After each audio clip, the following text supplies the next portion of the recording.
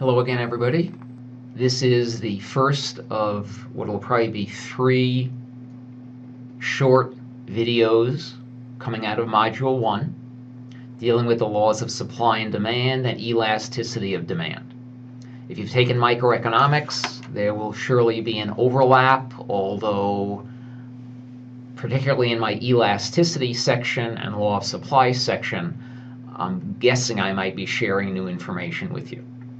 Let's start with the law of demand, which is the easier one to understand for most students. The law of supply will be a little harder.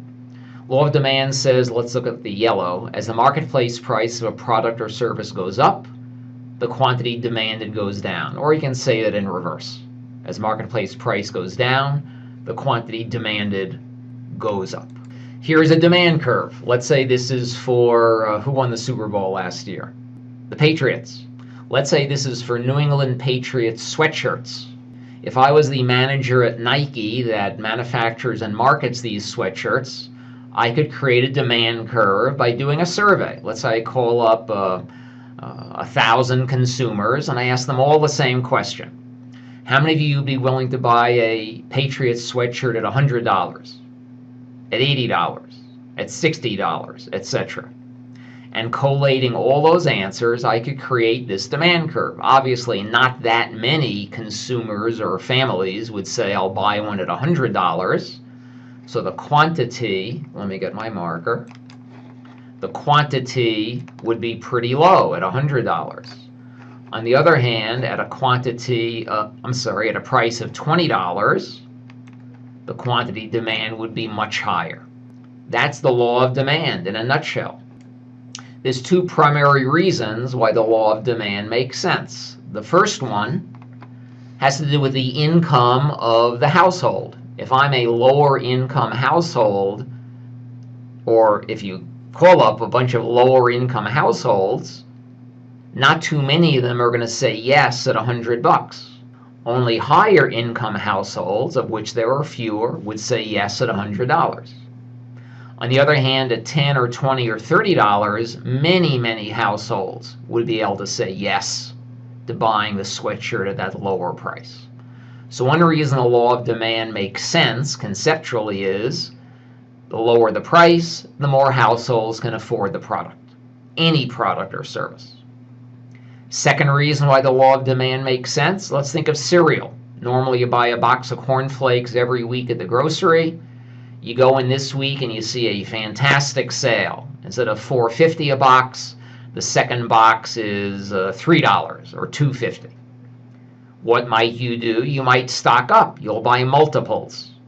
So as the price goes down low enough, you might buy more than one. So those are a couple of reasons why the law of demand makes sense. There's actually a couple more that you can read about in the text. One of them has to do with increasing opportunity cost. I'll leave that for you to find. Supply. This is the harder one.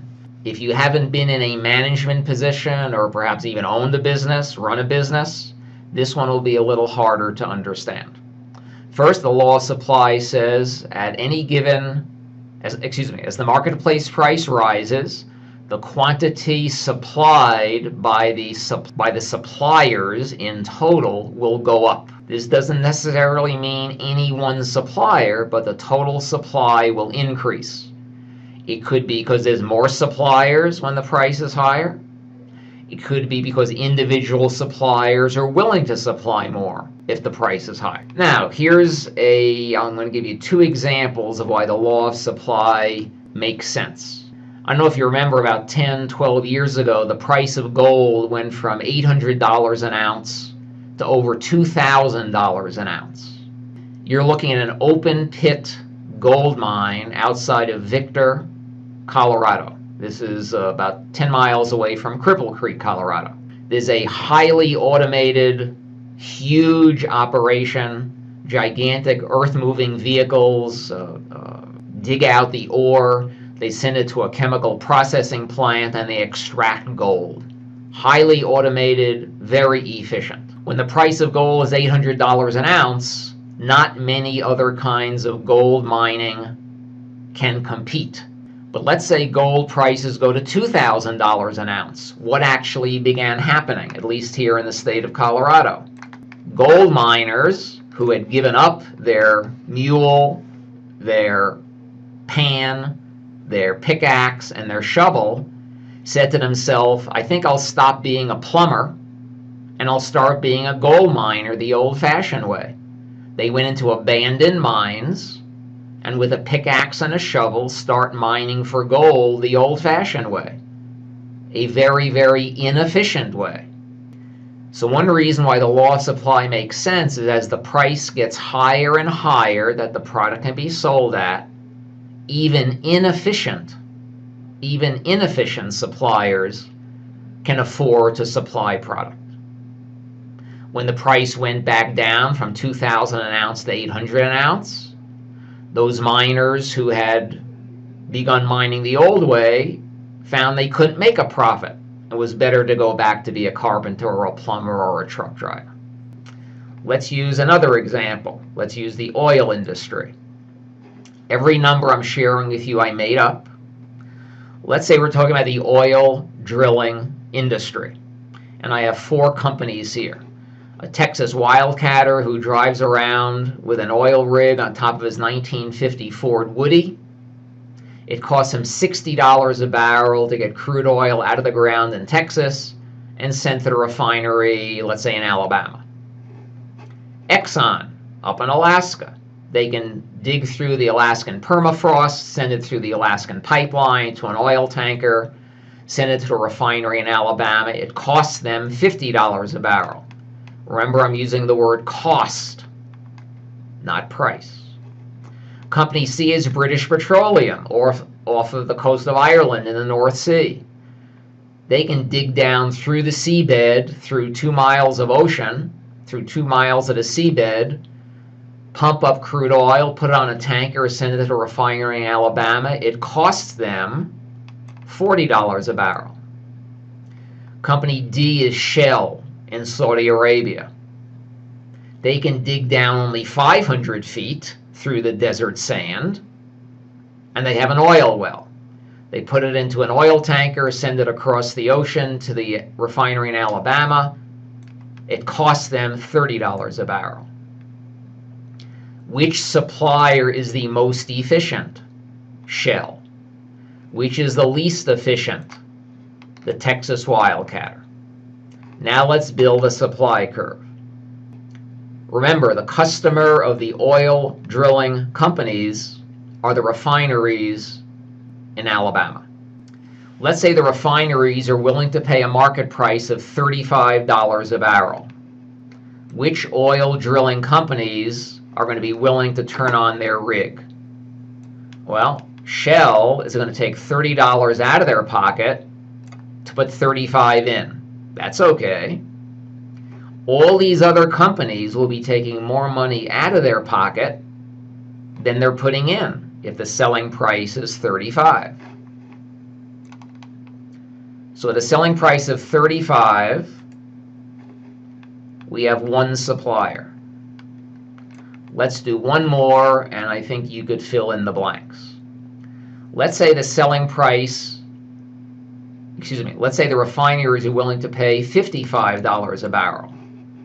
How many suppliers would be willing to turn on their oil drilling rig? Shell, British Petroleum, and Exxon. 3 suppliers would be willing to turn on their oil drilling rig. At 55, we have 3. You could fill in the other dots. We just built a supply curve. So what's one reason why the law of supply makes sense? As the marketplace price rises, even inefficient or less efficient suppliers can afford to enter the market. If the market price is very low, only the most efficient suppliers can afford to enter the market. That's one reason why the law of supply makes sense. second reason, and I'll weave in a real business example. Let's say your company normally works day shift, 8 to 4 or 8 to 5. A new customer calls you up, or even a regular customer calls you up and says, I need some product delivered to my building on Monday, a week from now. You say, well, I'm all booked up already for this week. I have a set schedule. I have orders in my hand already. There's just no way I can produce your order this week given my normal operations. What will that customer probably ask you to do? He'd say, how about working overtime during the week? How about working Saturday? What would you say? You'd say, well, I don't have that built into the budget, but if you're willing to pay me more, if you're willing to pay a higher selling price, I can afford to work overtime, I can afford to rent some additional equipment, whatever it may be. At a higher selling price, you can afford to supply more. That's a second reason why the law of supply makes sense.